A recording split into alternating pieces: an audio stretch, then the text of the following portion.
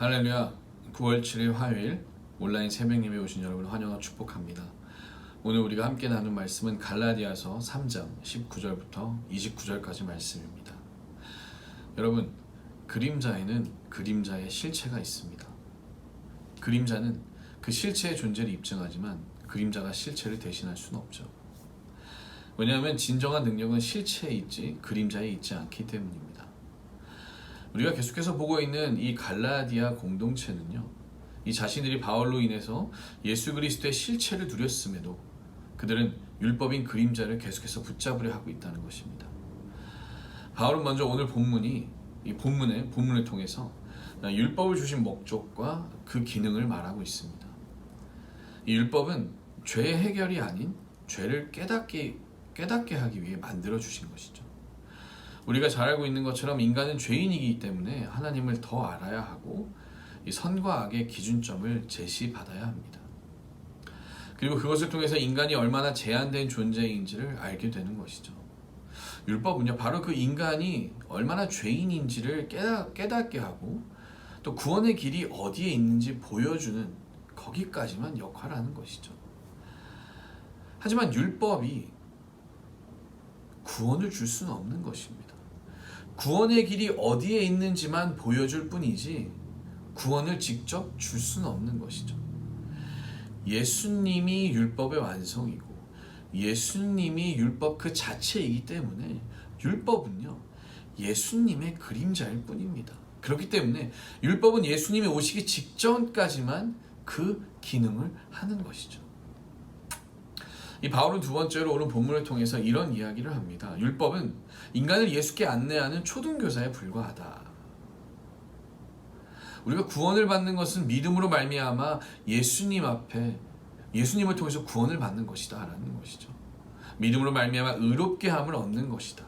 다시 말해서 율법이 구원으로 인도하는 것이 아니라 오직 예수님의 존재, 그의 필요성을 깨닫게 한다라는 것이죠. 바울은 율법의 한계를 말하고 있는 것입니다.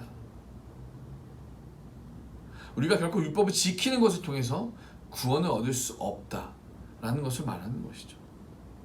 그리고 마지막으로 이런 이야기를 합니다. 그리스도께서 율법을 완성하셨으니 율법의 소유 여부로 또는 율법을 지키는 그 여부로 이방인과 유대인을 둘로 나눌 수 없다라는 것이죠. 당시 갈라디아 교회에 찾아왔던 유대 그리스도인들은 진정으로 구원을 얻기 위해서는 유대인이 되어야 한다고 말했습니다. 다시 말해서 율법을 지켜야 한다고 이야기를 했죠. 하지만 바울은 분명히 이야기합니다. 율법을 지키고 율법을 가졌다고 해서 구원을 얻는 것이 아니다. 왜냐하면 그리스도께서는 우리에게 구원을 주실 때 우리가 유대인인지 아닌지 그것을 구분하지 않으시고 동등하게 주셨다는 것입니다.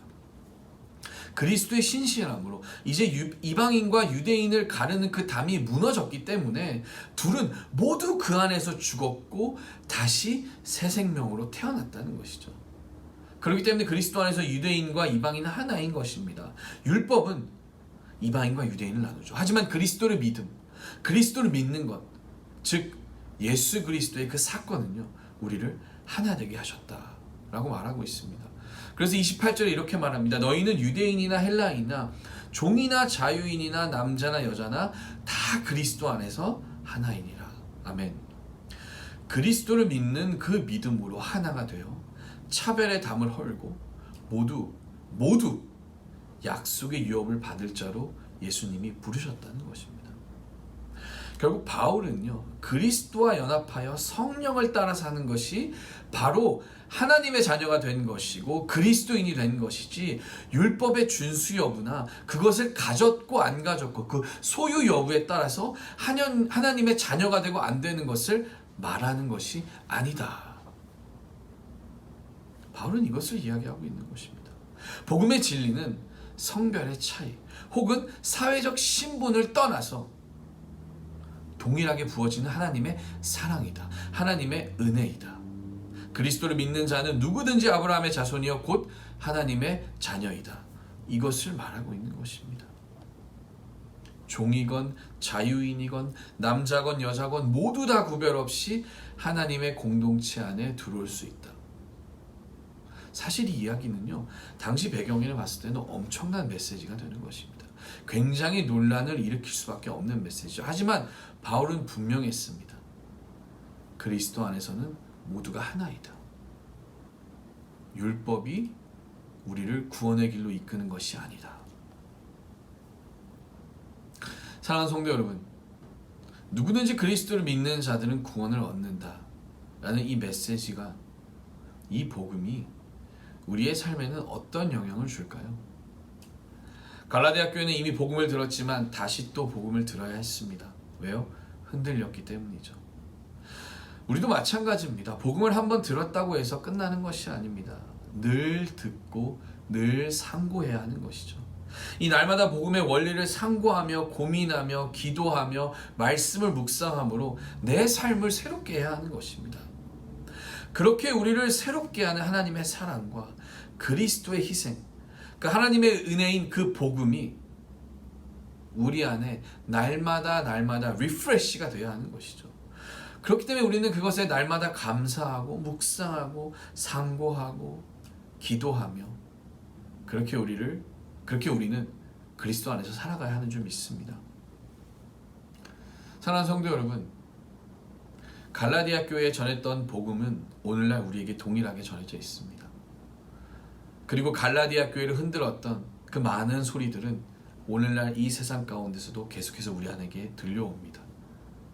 비록 그 내용은 다를지어도 계속해서 우리의 믿음을 흔들고 우리가 가진 복음을 흔드는 그 수많은 소리들이 지금 우리가 살아가는 세상 가운데 들리고 있죠. 이럴 때일수록 우리는 복음과 말씀과 기도로 돌아가야 하는 줄 믿습니다. 사랑하는 성도 여러분, 복음으로 돌아가 말씀을 날마다 묵상하고 기도하며 살아가는 우리들의 삶이 될 수 있기를 축복합니다. 우리에게 들리는 많은 소리에 흔들리지 아니하고 오직 주님의 음성만 따라가는 우리들이 될 수 있기를 주님의 이름으로 축복합니다. 오늘도 그렇게 주님 앞에 기도하며 나아가는 하루의 시작이 될 수 있기를 주님의 이름으로 축원합니다. 기도하겠습니다. 하나님, 나를 살리신 그리스도의 기쁜 소식인 복음을 기억하며 오늘도 감사하는 마음으로 시작하는 하루가 되게 하여 주시옵소서. 세상에 들리는 많은 다양한 소리에 우리의 마음을 빼앗기지 아니하고 오직 주님의 음성을 따라 살아가는 우리가 될 수 있게 주님 도와주시옵소서. 그렇게 우리를 이끌어 주시고 인도하실 줄 믿사오며 예수님의 이름으로 기도합니다. 아멘. 우리 계속해서 함께 기도하심으로 주님 앞에 나아가도록 하시겠습니다.